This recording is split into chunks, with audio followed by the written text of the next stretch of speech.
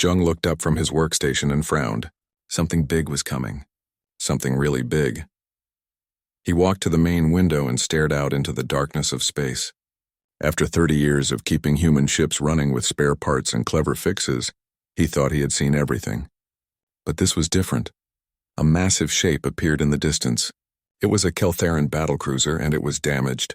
Black scorch marks covered its silver hull. One of its engine pods sparked with blue electricity. The ship moved slowly, like a wounded animal limping home. HFY entered the control room. As the station commander, she needed to know about every ship that approached Earth's orbit. She stood next to Dae-jung and watched the battlecruiser drift closer.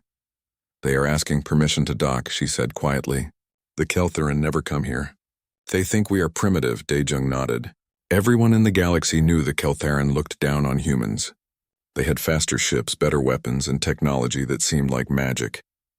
Their repair stations were famous across 100 star systems. So why would they come to a human facility? "They must be desperate," Dae-jung said. A message came through. The voice was sharp and cold. It spoke in perfect human language, but the tone showed no respect. "This is Captain Velthar of the Pride of Kelthera. We have suffered damage in a border engagement. Our nearest repair facility is 3 weeks away. We require immediate assistance." HFY picked up the communication device. She kept her voice calm and professional. "This is Commander HFY of Phoenix Yards. We can help you. Please proceed to Docking Bay 7. There was a pause. Then the Keltheran captain spoke again. His voice carried clear surprise and something that sounded like disgust. "You can begin work immediately, without analysis protocols and safety reviews." "Yes," HFY replied. "We will start as soon as you dock." Another pause. Dae-jung could almost hear the alien captain trying to decide if humans were brave or just stupid. "Very well. We are docking now." Dae-jung turned to the younger man standing near the back of the control room. Ji-hoon was only 23 years old, but he learned fast. He had good hands and a sharp mind. Most importantly, he was not afraid of hard work. "Get the team ready," Dae-jung ordered. "Bring the heavy equipment. We will need cutting tools, welders, and the portable fabricator." Ji-hoon nodded and ran from the room. Dae-jung watched him go and allowed himself a small smile. The young man reminded him of himself at that age, full of energy, and eager to prove that human engineers were as good as anyone in the galaxy. The battlecruiser docked with a heavy clang that shook the entire station. It was enormous. Phoenix Yards was big by human standards, but the Keltheran ship made it look small. The vessel stretched almost a kilometer from front to back. Its weapon systems were powered down, but Dae-jung could see enough firepower to destroy a planet. He grabbed his tool bag and headed to the docking bay. His team was already there, wearing their work suits and checking equipment. They looked nervous. None of them had worked on alien technology before. Most alien species would not let humans touch their ships. The airlock opened. Captain Velthar stepped through. He was tall and thin with gray skin and forearms. His black uniform was perfect, without a single wrinkle. He looked at the human repair crew with obvious disappointment. "These are your engineers?" he asked. "They look very young, and their equipment is outdated." Dae-jung stepped forward. He was used to this kind of talk. Every alien who came to Phoenix Yard said the same thing at first. They all thought human tools were primitive. They all thought human methods were simple. They were usually surprised by what humans could do with those simple tools and methods. "I am Dae-jung, chief engineer. My team will repair your ship. Tell me what happened." The captain's expression showed he wanted to argue, but his ship was broken and he had no choice. He pulled out a data device and handed it to Dae-jung. "We engaged enemy raiders near the Korvac sector. They fired plasma weapons. Our shields held, but the backwash overloaded the port power grid. 3 decks are without power. The primary engine is damaged. The weapons array is offline." Dae-jung looked at the data. It was written in Keltheran technical language, but he had learned to read it years ago. He studied the damage reports and nodded slowly. "This will take 3 days," he said. The captain stared at him. All 4 of his arms moved in what Dae-jung recognized as a gesture of disbelief. 3 days? Impossible. Our own facilities would need 3 weeks minimum. A full analysis alone takes 5 days. "We do not spend 5 days on analysis," Dae-jung replied. "We look at the problem and fix it." 3 days. Captain Velthar opened his mouth to argue, but HFY appeared at the airlock. She had changed into her formal uniform. She looked every bit the station commander. "Captain, my engineers are the best in human space," she said. "They have kept our fleet running for decades with limited resources. Your ship will be fixed properly and quickly. I guarantee it."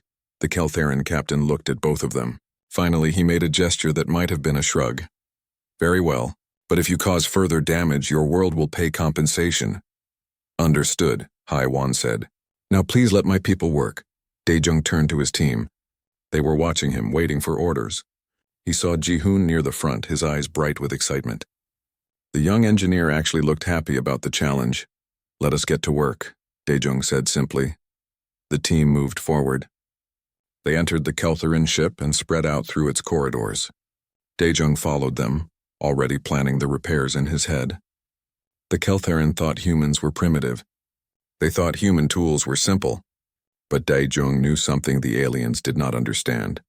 Sometimes the simplest solution was the best one. And humans had spent centuries learning to fix complicated problems with simple tools. They had to. Earth had never been rich in resources. Humans learned to make old things work like new. They learned to repair what others would throw away. They learned to improvise and adapt. Now it was time to show the galaxy what human engineers could really do. Ji-hoon appeared beside him with a portable scanner. The young man had already found the damaged power grid.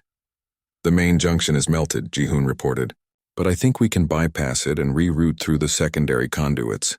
Daejung examined the readings and nodded. It was a good plan. "Simple and effective, do it," he said. "And have someone check the engine.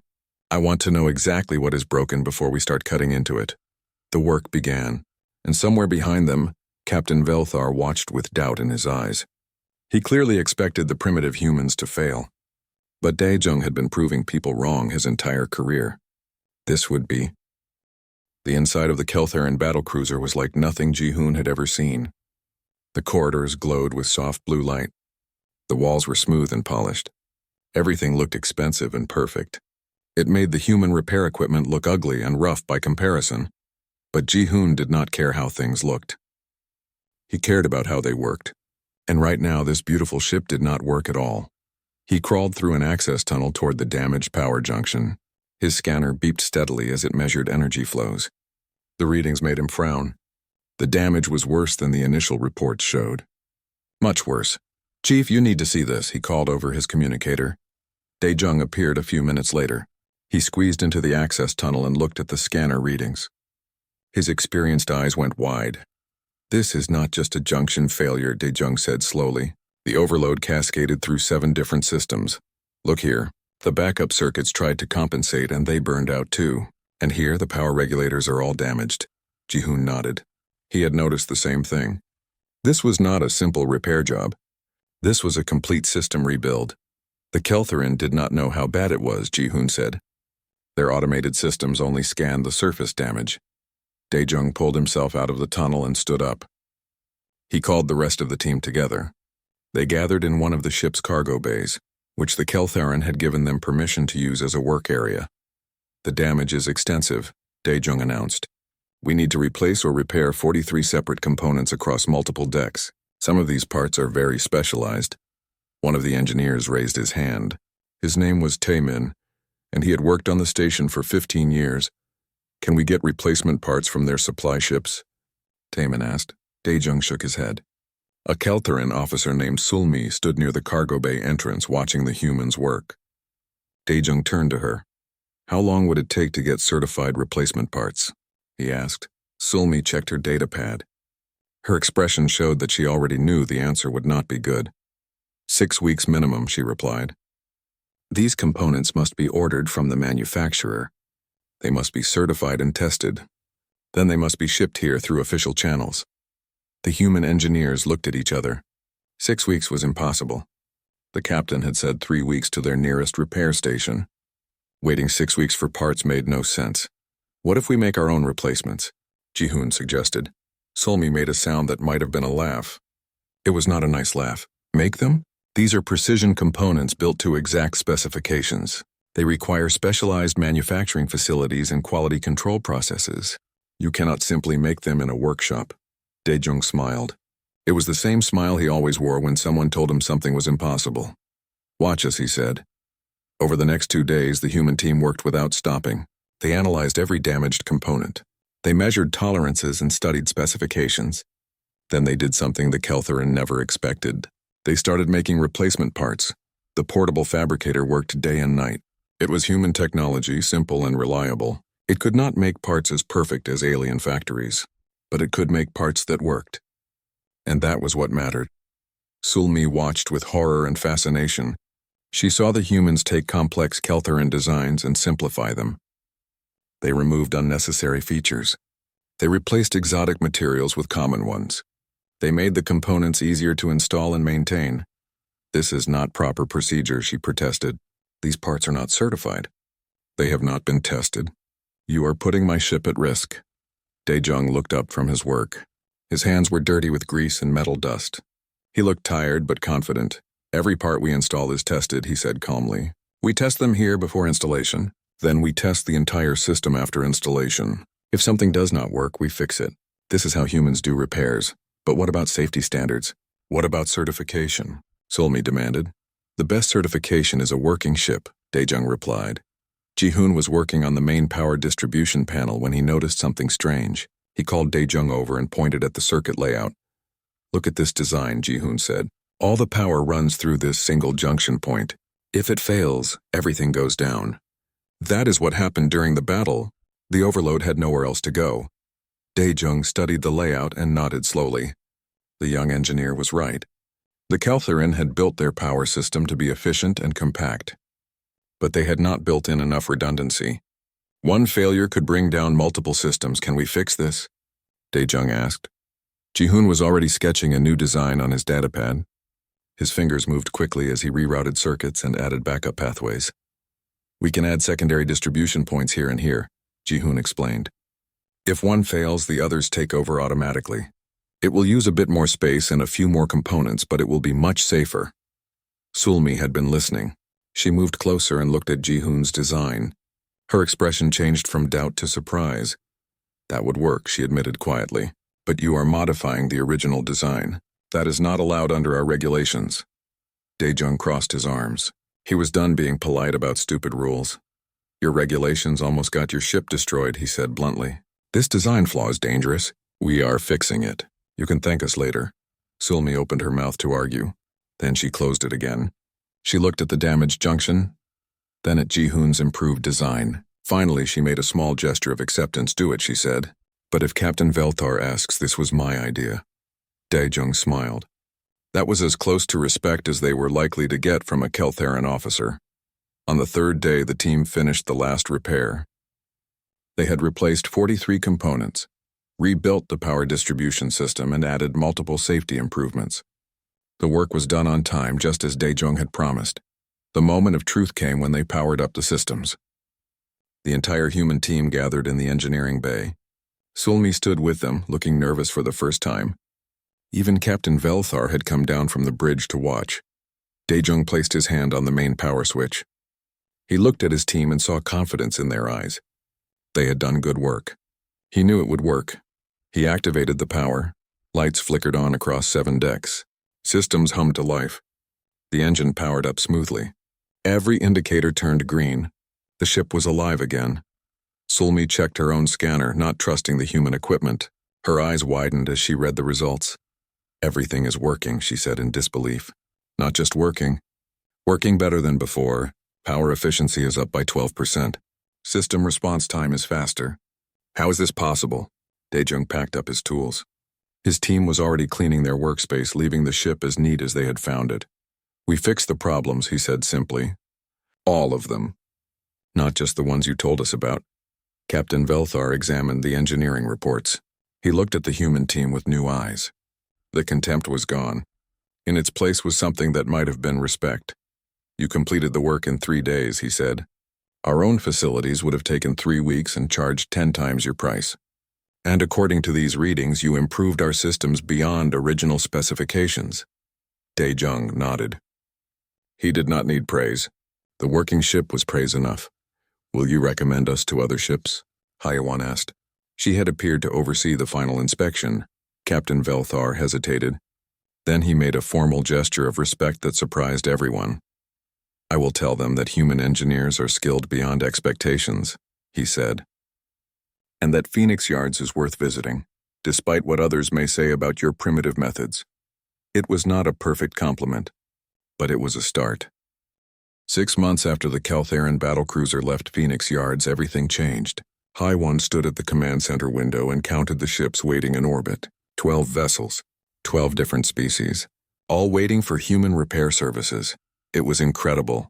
A year ago, Phoenix Yards had been a quiet facility that serviced only human ships.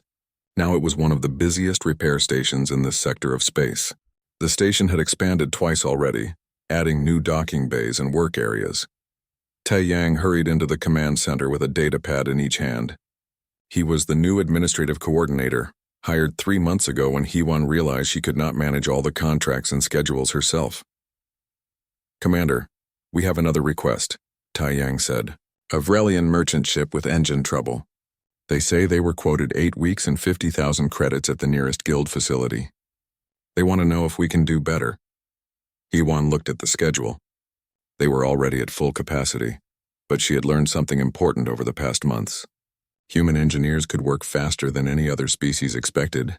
What aliens thought would take weeks, humans could finish in days. "Tell them 2 weeks and 20,000 credits, Hai-Wan said. "And ask Daejung if he can spare a team." Taeyang nodded and left quickly. He was still adjusting to the pace of work at Phoenix Yards. Everything moved fast here.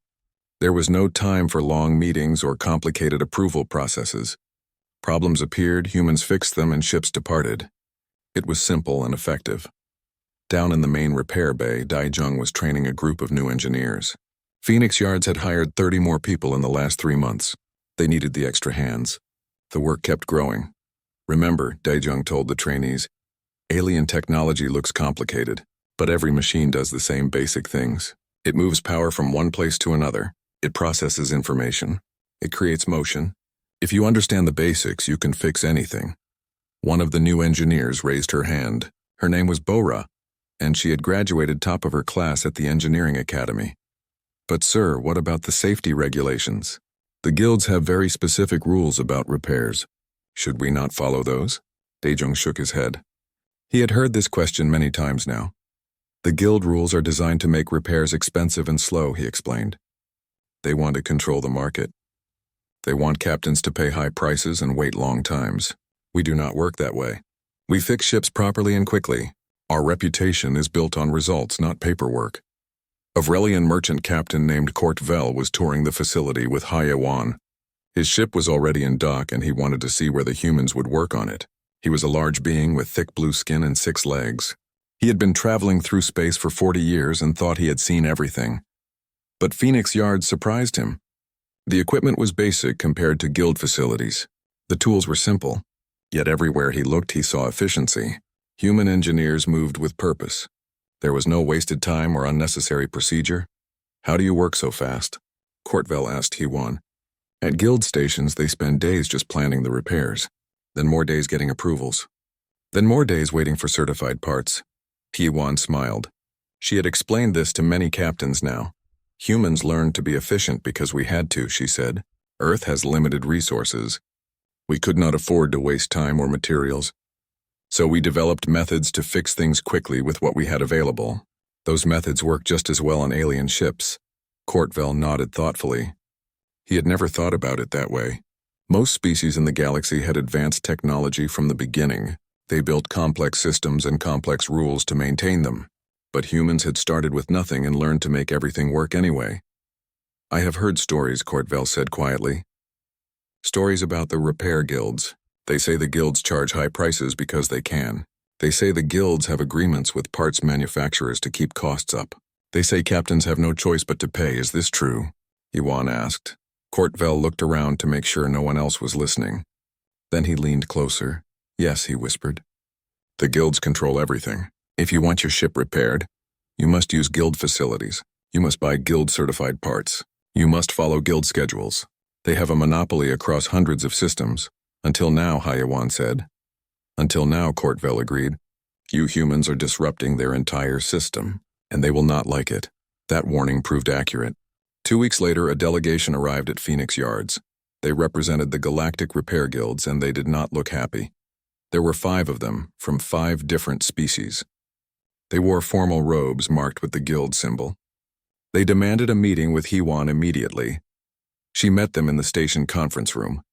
Daejung came with her, still wearing his work clothes. He refused to dress up for people he did not respect. The leader of the delegation was a tall, thin alien named Zor-Ek. He spoke in a cold, formal tone. "You are operating repair services without guild certification," Zor-Ek stated. "This is unacceptable. You must cease operations immediately or join our organization under proper terms." "What are these proper terms?" Heewon asked calmly. Zor-Ek pulled out a data pad and began reading a long list. As he spoke, Heewon and Daejung exchanged glances. The terms were designed to make human repairs impossible. They would have to use only guild-certified parts, which cost 5 times more than human-made equivalents. They would have to follow guild procedures, which would triple repair times. They would have to pay massive licensing fees, and they would have to submit all their methods and techniques to guild review. "Basically," Daejung said when Zor-Ek finished, "you want us to work slower, charge more, and give you control of everything we do." "Those are the established standards," Zor-Ek replied stiffly. "We refuse." Heewon said simply. The guild delegation did not expect such a direct refusal. They looked at each other in surprise. "You refuse?" Zor-Ek repeated. "Then we have no choice. Any ship that uses your services will be blacklisted from all guild facilities. No guild station will service any vessel that has been repaired by humans." Daejung laughed. It was not a friendly sound. "You think captains will choose your expensive, slow service over our fast, affordable service because of threats? You are wrong. Captains care about their ships and their profits. We give them both." Zor-Ek stood up. The other guild representatives stood with him. "You will regret this decision," Zor-Ek said coldly. "The guilds have existed for centuries. We have power and influence across the galaxy. You are just humans. Primitive newcomers. You cannot win against us." Heewon stood as well. She met Zor-Ek's eyes with steady confidence. "We will see," she said. After the delegation left, Daejung turned to Heewon with concern. "They will try to destroy us," he said. "The guilds cannot allow us to succeed. We are proving their system is corrupt and unnecessary." "I know," Heewon replied. "But we cannot back down now. Too many ships depend on us, and we are doing nothing wrong. We repair ships well and fairly." "That should be enough," Daejung nodded. He trusted Heewon's judgment, and he believed in the work they were doing. If the guilds wanted a fight, humans would give them one. Outside the station, the 12 ships in orbit continued their repairs. None of them knew about the guild threats, and even if they did, most of them would have stayed anyway, because Phoenix Yards had given them something the guilds never had. A choice. The guild blacklist had been active for 3 weeks. Heewon expected business to slow down. Instead, more ships came to Phoenix Yards than ever before. Captains arrived with anger in their voices. They were tired of guild prices and guild delays. They did not care about blacklists. They cared about their ships and their schedules. Phoenix Yards could get them back into space quickly and cheaply. That was what mattered. Young CO arrived at the station in the middle of this chaos. She was a legal expert from Earth's diplomatic corps. The human government had sent her to help Phoenix Yards navigate the complex web of galactic trade laws. She was young, only 30 years old, but she had studied interstellar law for years. She knew the regulations better than most aliens, and she had discovered something important. The guilds cannot enforce their monopoly in human space, young Seo explained to Heewon and Daejung. According to galactic trade agreements, each species has sovereignty over their own territory. As long as we operate here, we are protected, but they can blacklist ships, Heewon pointed out. Young Seo smiled. They can try, but their blacklist only works if captains care. And from what I see, most captains do not care anymore. They are choosing you over the guilds. Daejung nodded. That was true. Every day, captains told the same story. Guild facilities were expensive and slow. Phoenix Yards was affordable and fast. The choice was obvious, but the guilds were not finished fighting. They could not use law against Phoenix Yards, so they tried something else. They tried sabotage. It happened on a quiet night shift. Ji-hoon was doing a final inspection on a Vrelian cargo ship. The repairs were finished and the ship was scheduled to depart in the morning. Everything looked perfect. Then Ji-hoon noticed something odd. A small device attached to one of the engine conduits. It was not part of the ship's original design. It was not something the human team had installed. He leaned in for a closer look. His scanner showed the device was active. It was counting down. His heart started racing. This was a sabotage device. Someone had planted it to damage the ship. And when the ship failed, everyone would blame Phoenix Yards. Ji-hoon hit the emergency alarm. Within minutes, Dae-jung and a security team were at his location. They examined the device carefully. "This is guild work," Dae-jung said grimly. "See this design? It is meant to cause a power surge that would look like a repair failure." "Very clever. Very dangerous. Can you disable it?" Ji-hoon asked. Dae-jung studied the device for a long moment. Then he pulled out his tools and began working. His hands moved with steady precision. He had been defusing dangerous equipment for 30 years. This was just another problem to solve. 5 tense minutes later, the device went dark. Dae-jung removed it carefully and sealed it in a container. "We need to check every ship," he said. "If they did this to one vessel, they might have done it to others." The inspection took all night. The human team checked every ship in dock. They found 2 more devices. All 3 were designed to fail in ways that would look like human repair mistakes. Hye-won was furious. She called an emergency meeting of all the ship captains whose vessels were in dock. She showed them the sabotage devices. She explained what the guilds had tried to do. The captains were shocked and angry. Kortveld, a Vrelian merchant, spoke for many of them. "The guilds tried to destroy my ship to protect their profits," he said, his voice shaking with rage. "They put my crew at risk. They put my cargo at risk. This is beyond blackmail. This is attempted murder." Young SCO stepped forward. She had been recording everything. She had documented the devices, their design, and their guild origin. "This is enough evidence to bring criminal charges," she said. "I can file complaints with the Galactic Trade Council. The guilds will face investigation." "Do it," Hye-won said firmly. "We will not let them get away with this." The news spread fast. Within days, every captain in the sector knew about the sabotage attempt. The guilds had wanted to destroy Phoenix Yard's reputation. Instead, they had destroyed their own. Captains who had been afraid of the blacklist now came to Phoenix Yards openly. They wanted to support the humans who had stood up to guild corruption. Some captains even shared their own stories of being overcharged or delayed by guild facilities. The Galactic Trade Council launched a formal investigation. Inspectors arrived at guild facilities across multiple systems. They found evidence of price-fixing, artificial delays, and monopolistic practices. The guilds had been breaking trade laws for decades. Meanwhile, Phoenix Yards kept working. Dae-jung trained more engineers. Hye-won negotiated with ship captains. Ji-hoon designed better repair procedures. The station expanded again, adding 4 more docking bays. Sulmi, the Keltharan officer who had watched the first repairs months ago, returned to Phoenix Yards. But this time, she was not with her ship. She came alone, wearing civilian clothes instead of her military uniform. She found Hye-won in the command center and made a formal request. "I want to work here," Sulmi said. "I want to learn your methods. I want to help change how the galaxy does repairs." Hye-won studied the alien carefully. Sulmi had been doubtful and critical during those first repairs. But she had also been honest. She had admitted when the human methods worked better than her own. "Why?" Hye-won asked. Sulmi looked out at the busy repair bays. Ships from a dozen different species were being serviced by human and alien engineers working together. "Because you are right," Sulmi said simply. "The guild system is broken. It serves the guilds, not the ships. Your system serves the ships. That is how it should be." Hye-won smiled. "Welcome to Phoenix Yards." The sabotage incident had one more important result. Several governments contacted Phoenix Yards with new requests. They wanted human engineers to service their military fleets. The Keltharan Empire was first. They offered a major contract to maintain their border patrol ships. Other species followed. Within months, Phoenix Yards had contracts with 6 different militaries. This was a huge change. Military contracts meant steady work and good pay. They also meant recognition. Governments were officially choosing human repair services over guild facilities. Dae-jung sat in his workshop late one night, thinking about how much had changed. A year ago, he had been fixing old human freighters with spare parts and hope. Now he was training engineers from multiple species to maintain warships.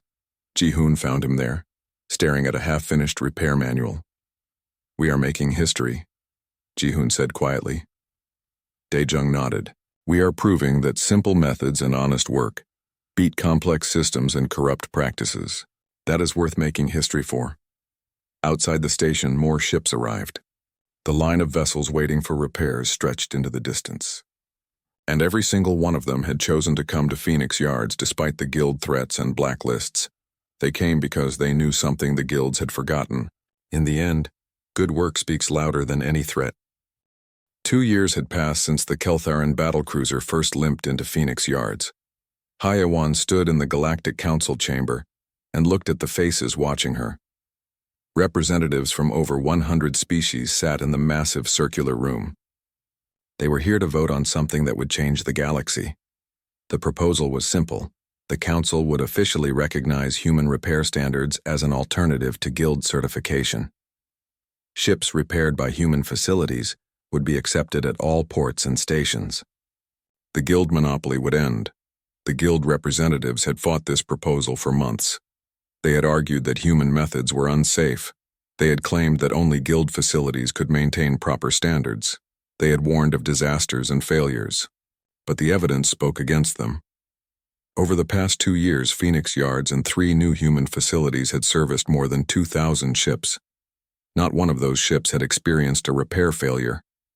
Not one captain had complained about quality. The human reputation was perfect. Meanwhile, the guild investigation had revealed decades of corruption, price fixing, artificial delays, sabotage of competitors. The guilds had broken so many laws that several of their leaders now faced criminal charges. The vote was not even close.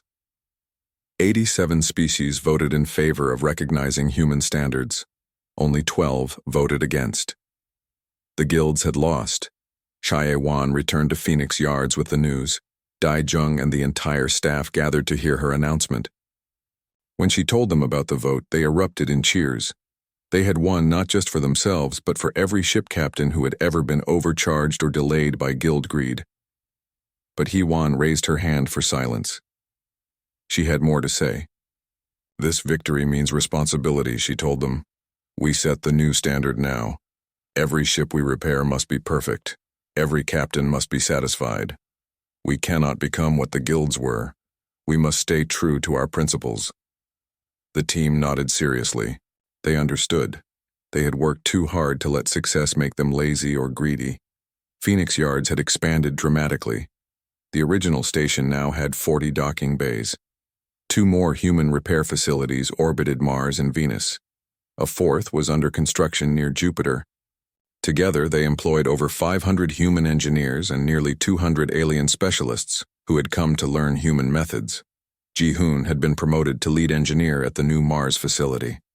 He was only 25 years old, but he had learned from the best. His station was already getting recognition for fast, quality work. Sulmi had become Daejung's assistant chief engineer. She brought her knowledge of alien technology and her growing understanding of human methods. Together, they created training programs that combined the best of both approaches. The real test came during the Korvax border war. 2 Allied fleets were fighting against raiders who kept attacking civilian shipping lanes. The fleets needed constant repairs to stay operational. But the nearest guild facility was weeks away, and the military commanders could not spare their ships for that long. They turned to Phoenix Yards. For 6 months, human repair teams worked around the clock. Damaged warships arrived daily. Some had been hit by plasma weapons. Others had engine failures or systems damage. Every ship needed immediate attention to get back into the fight. Daejung organized the work like a military campaign. He divided ships by damage type. He assigned specialized teams to each category. He kept detailed records and constantly looked for ways to work faster without sacrificing quality.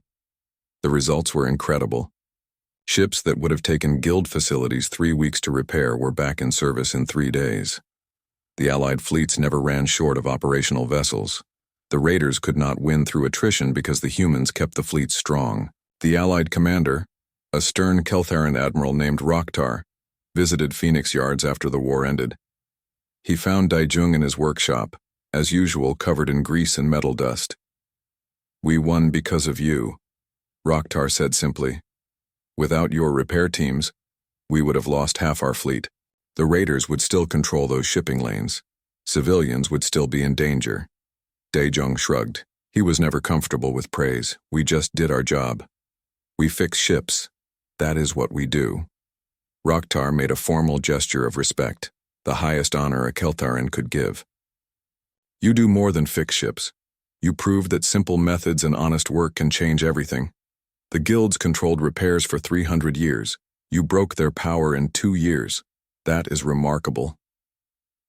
After Rokhtar left, Daejong sat quietly in his workshop. He thought about how far they had come. He thought about that first Keltharan battlecruiser and Captain Velthar's contempt for primitive human methods. Now those primitive methods were becoming the galactic standard. Other species were starting to adopt human training programs. They were learning to improvise and adapt. They were learning that efficiency mattered more than ceremony. The transformation was spreading beyond just repairs.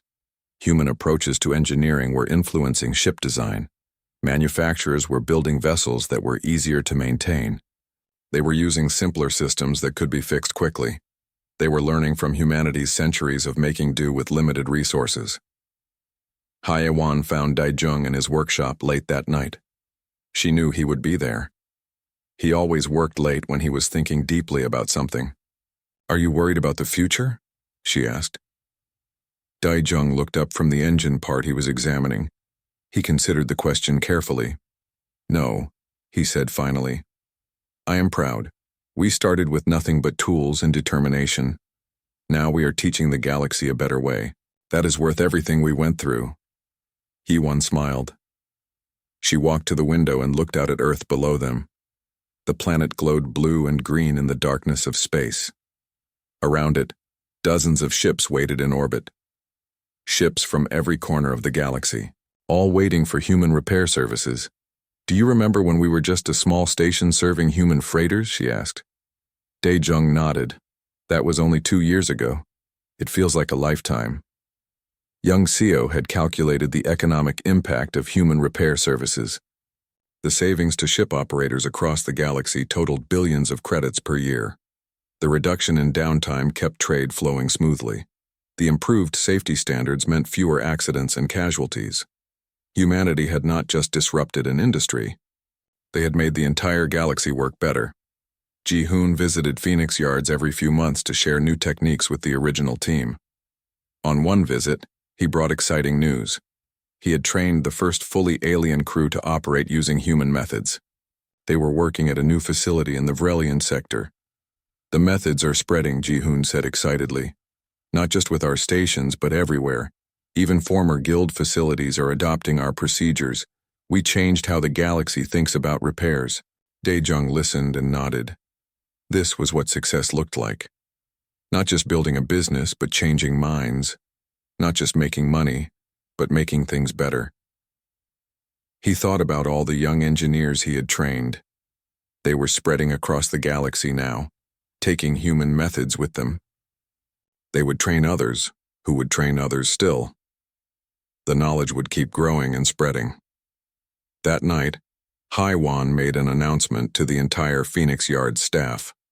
The Galactic Council had requested that humanity establish repair facilities in 10 more systems. They wanted human engineers to help train local crews. They wanted the transformation to continue. As the team celebrated, Daejong slipped away to his favorite spot by the window. He watched the ships in orbit and felt a deep sense of satisfaction. They had started with one damaged alien battlecruiser and a lot of doubt. Now they were keeping the galaxy's greatest fleets alive. Earth had found its place in the galactic community, not through military power or advanced weapons, not through political influence or economic dominance, but through something simpler and more valuable: honest work, practical skill, and the determination to help others. Sulmi joined him at the window. She had become a true friend over the past 2 years. She understood what this meant to the humans.